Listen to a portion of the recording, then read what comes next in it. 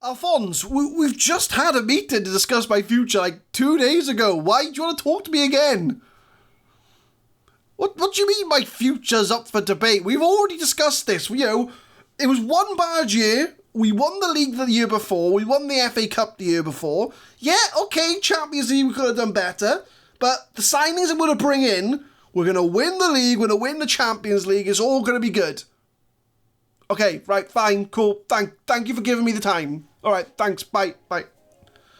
So, he calls me in for a meeting 2 days after the last meeting. So I'm still in the job, but the way that my chairman Alphonse clerk works, we could be having daily job updates.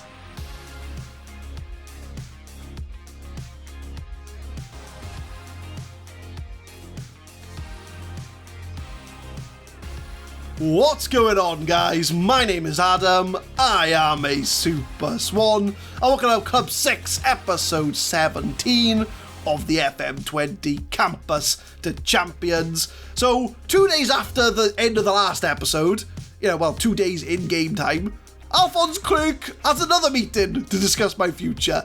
Luckily enough, I told him the same thing and he kept my job again, but, this could be a 2-day daily occurrence of him telling me that my performance wasn't good enough. But we have reached the end of season awards, so we'll do that first, and then we'll jump to the start of next season, where I'll go through all of my summer signings. So the overall best 11, if that's what you want to see throughout the save, that is the best 11. I think the only ones we recognise is Alisson, Trent, Joe Gomez, Ruiné, Sancho. That's the only ones we've really... Gomez, we've played with. So if you do want to know where the best 11 is, that's where they are.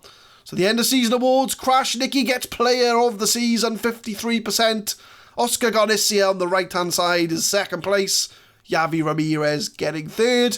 Yeah, there's a few players that could say they had player of the year, but Crash Nicky I think takes it due to the fact he scored a lot of goals last season. But between him and Kolovic are going to be fighting for that first striker position next year. But Prince Chidi scored goal of the season against Bournemouth, and I know what goal this is. And this is a very, very good goal. I think it's the one where he starts his own half. I think it's the one he started his own half. Yes, it is, right. So he starts his own half, right? So he's already beaten one player, beats 2 players, 3 players, and then takes a shot, top corner. It's a very good goal from Prince Chidi. 3 men, wonder goal. That was the goal of the season. Very much an earned goal of the season. Javi Ramirez, signing of the season at centre-back. We did spend 92 mil, but he was a very solid centre-back for us. And at 24 years old, Granit Krasniqi is the young player of the season. Krasniqi, top goal scorer, 24 goals. The highest average rating at 7.47. Oscar Garcia with 15 assists. Fair play, he's done well on the right-hand side. Paulo Henrique, our backup attacking midfielder. Best pass completion, 90%. Krasniqi, most player of the matches. Ramirez with the most yellow cards. And Sergio Lopez and Kent Lappiard both getting red cards. Season review. Let's see how they slag us off on this one.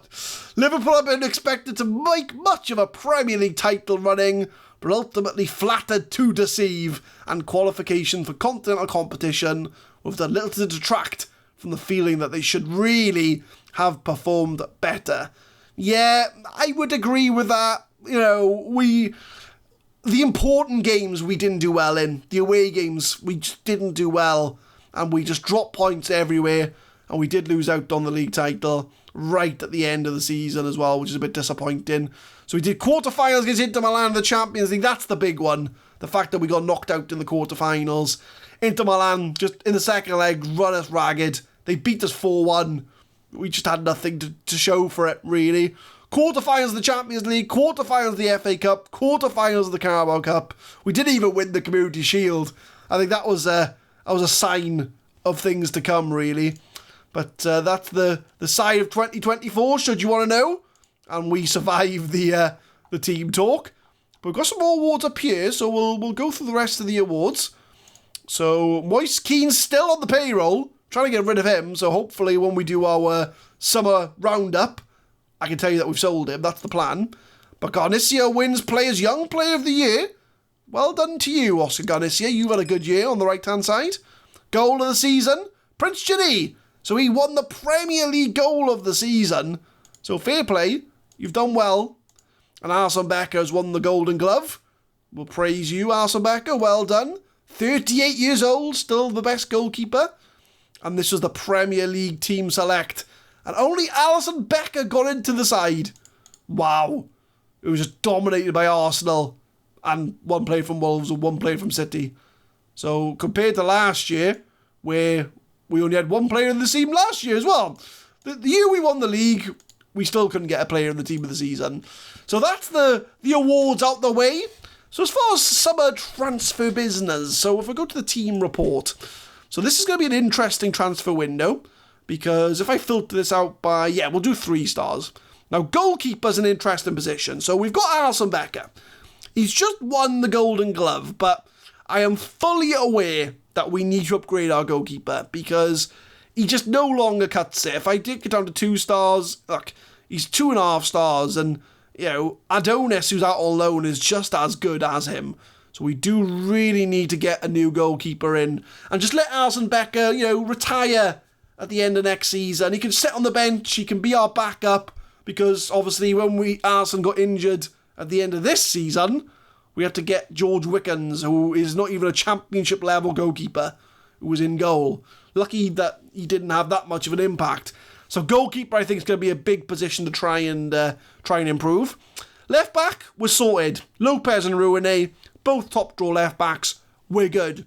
Right back, Gallen's now a 4.5 star right back, so he's good. Trent, he's very good as well. We're sorted for right back. Centre back, we've got Peo, Ramirez and Bedini, 3 top draw centre backs. Joe Gomez is going to Valencia at the end of the year, so we are going to need a 4th choice centre back. So I might go out into the summer transfer window to try and find a good youngster to fill in that centre back role. Centre midfield, we're looking alright on centre midfield. Turkas and Albriac, looking quite good. Gomez and Biasoli, a good backup. So we've also got Paulo Henrique. Paulo Henrique, we actually signed Paulo Henrique. We signed him for 19 mil. To be honest, I could sell him. He's worth 42 mil. I would be willing to sell Paulo Henrique for the right price, because he's kind of a odd one out, really. And if I look at what we've got, sort of, what other options we've got, where can I find... Where's my other one? I've got more. Where is Lucero? Why can't I add Lucero in? I'm not sure.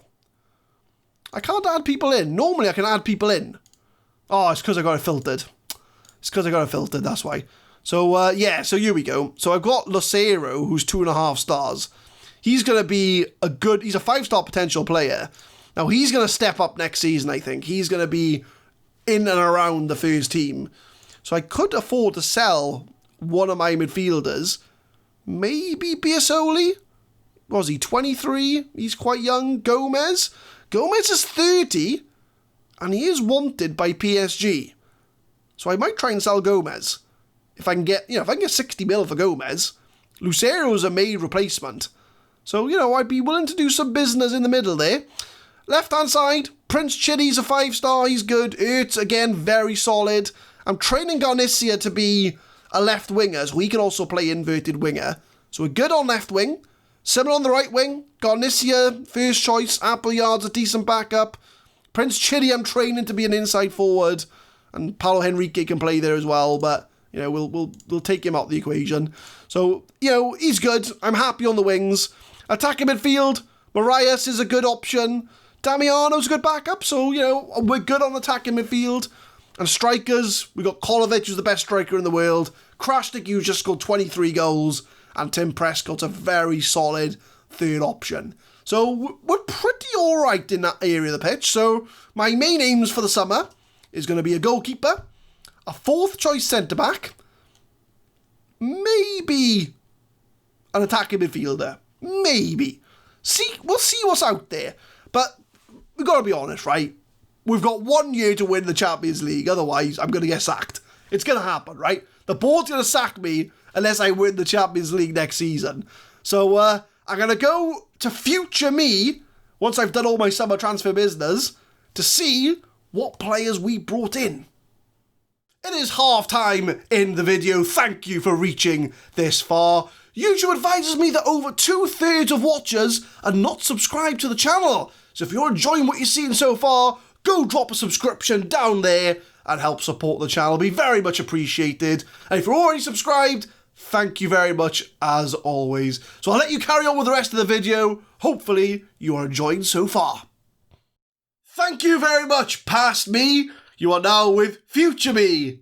Hello. So we've done the summer transfer window. We've arrived at the first league game of the season, and it's time to show you what I've been up to in the summer transfer window. And I have been a very busy swan in this transfer window. We've spent 341 million. We've sold 200 million pounds worth of players.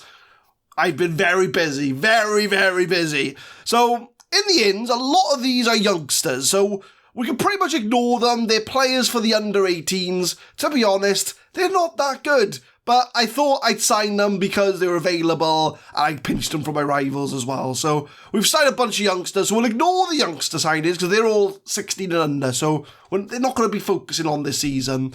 We will focus on the big boy signings, and the first one we're going to focus on is Horatio Montero. £95 million from Bayern Munich. He is an attacking midfielder, and when he popped up on my scout report, I looked at all these greens, all these 18s, and thought, he is the man that's going to lead the line in attacking midfield. So he's 21 years old, Uruguayan international, 4-star current ability, can go up to 5 stars potential, but he's already looking like an absolute beast of an attacking midfielder. He can play midfield as well, he can even play up front if we're super desperate, but we're going to be utilising him as an attacking midfielder. He's going to be giving Marias some competition on that position. And yet, 21 years old, the world is oyster. He could go on to be a very good attacking midfielder. So we brought him in. So he's going to be our Uruguayan attacking midfielder. And our next signing is Amar Brangman from West Brom for 65 mil. He is a goalkeeper. 3-star current ability, 4.5-star potential. He's an England international, 20 years old. So you can see the theme I'm going for here. We're going for youngsters that can start now, but have the potential to turn into world-class players. You know, look at all these greens. He has good communication, good handling, good kicking. You know, I was looking for someone with good distribution, someone that can start the attack from the goalkeeping position, and he has all the stats available for that. Good kicking, good passing. You know, he's 20 years old, he's English, so the homegrown contingent will go up. The only downside to Amar Brangman, he's 5'11". I hope that doesn't come back to bite us, but in all fairness, right, he's got all the stats available to hopefully keep clean sheets. But I really, really hope that being 5'11" is not going to be a hindrance for Amar Brangman, but he's going to be our first choice goalkeeper going into next season. So as you can see, we're spending big money here. Another big money signing was Lewis Clark from Reading for £58 million. 21 years old, English centre-back, already got 4 caps for England, so another homegrown contingent player. And again, he's an absolute beast. You know, he's 4-star current ability, 5-star potential, and he's a centre-back. You know, as soon as I see him, I was like, right, we're going in. Reading had just got relegated, so it did activate a £58 million release clause. But as a 4th choice centre-back, you know, he's an absolute beast. He's got pace, he's got good balance, you know, he's got good positioning, 19 tackling. He's got all the tools for a top-draw centre-back. So we've got 4 real good centre-backs now in the side. And like I say, he's 21 years old. He's got room to improve. So we've strengthened our goalkeeper, we've strengthened our centre-back, we've got a new attacking midfielder. And then I overspent. I'll admit I overspent on this one. So he signed Les Hahn from Southampton for 60 mil, possibly going up to 80 million. He's only 17. Now, I may have overspent on this one. I will hold my hands up and say I may have overspent. So he's a 17-year-old striker, 2-star ability, 5-star potential. Look at the attributes he's got for a 17-year-old. 14 dribbling, 18 finishing, 15 first touch, 16 acceleration, 16 agility, 18 fitness. He already looks like a brilliant striker. So as soon as I pressed the confirm button, my mind was like, hang on, is it going to be a good player? And I thought, oh, I may have overspent. But we'll see how he develops. We may not see him in this series, in all fairness, but we're setting up Liverpool for success. And I think what I'll do is, once this series does end, I'll probably carry on this Liverpool save as a sort of offline save just for me. And I'm excited to see how this guy turns out. He could be one of those youth players where they have like 5-star potential, but they've already hit their peak, but obviously you can't see it. I'm hoping that's not the case, because we spent £60 million on him, so we did overspend on Les Hahn. And we've also signed a player we signed last year. We signed Laurent Launay last season, but he couldn't join until this summer transfer window. He's a striker, but he's 18 years old, 3-star current ability, 4.5-star potential. His future is on the right-hand side. He's going to be an inside forward for us. That's where his future at Liverpool is going to be. You know, he's got, again, look at the attributes. 17 dribbling, 14 finishing, 17 first touch, 15 passing, 15 technique, 17 off the ball. He's got pace for days. His future's on that right-hand side, cutting it on his left foot and scoring the goals. So at the moment, he's a striker, so he's kind of our 4th choice striker, if you want to call him that. Behind Kolovic, Krasniqi, Prescott, and Launay will be the 4th choice. But his future is on that right-hand side, and I think he's going to do good things from that right-hand side. So I'm hoping that he's going to do some bits for us this season. So that is the ins. So big names, big transfer prices, and we've had to sort of part fund some of these transfers by selling some players. So we'll go through the outs now, and we've got Salvatore Damiano. As soon as I signed Montero, Damiano, he was the odd one out. We're going to keep Marias and Damiano. He didn't play that much, so we did get a good price for him. We sold him to Leicester, and he's going to be a player we'll probably bump into at some point during the season. But 55 mil, I was happy to let him go. Sergio Gomez is the next one. He went to Chelsea, £45 million. He cost me way too many points last season. He missed 2 penalties that could have won us the league, thinking back on it, and now I wouldn't be under pressure. But at 30 years old, I decided to cash him on him whilst he could get his last sort of big contract at a big club.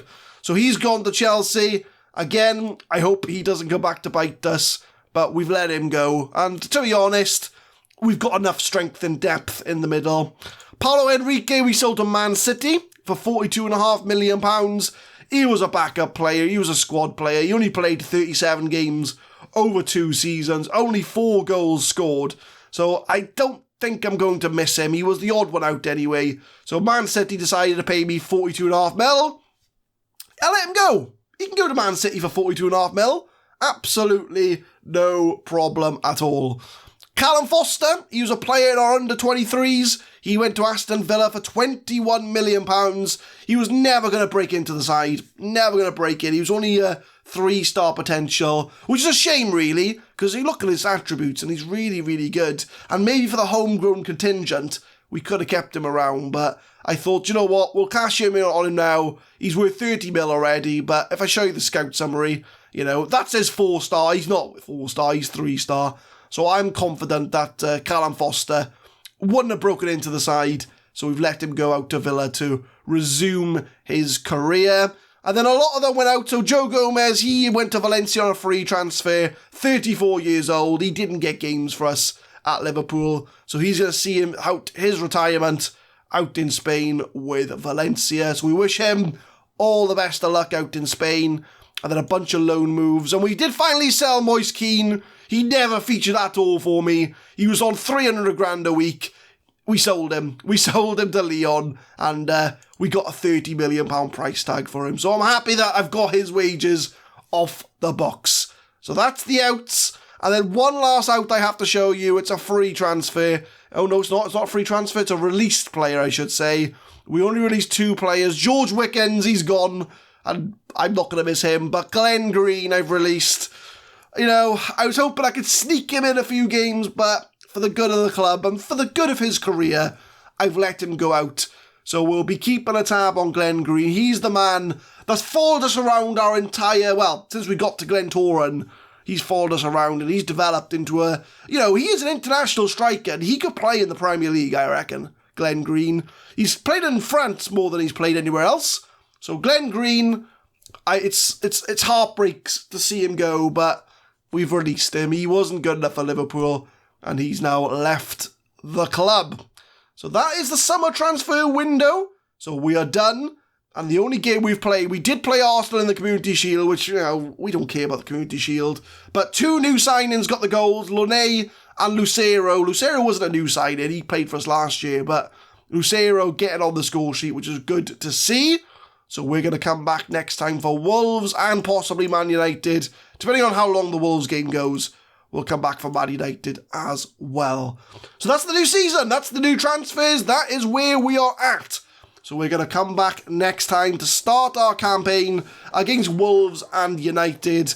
I'll show you the players again, just so you can have a look and see what's going on there. And like I say, a lot of change, and with Alphonse Clerc, the chairman, hot on my phone, giving me updates every 3 days, I think this is the last season we're going to have to try and win the Champions League with Liverpool. Otherwise, there's a very good chance I will be sacked. But leave a like if you enjoy, guys. Subscribe to the channel for more Football Manager 2020 content. We will be uploading Campus to Champions every Monday, Wednesday and Friday, 6 PM BST. And tune in next time for the start of Season 3 at Liverpool. We've got 1 more year. Otherwise, I think Alphonse Clerc, the chairman, is going to sack me. Thank you very much for watching.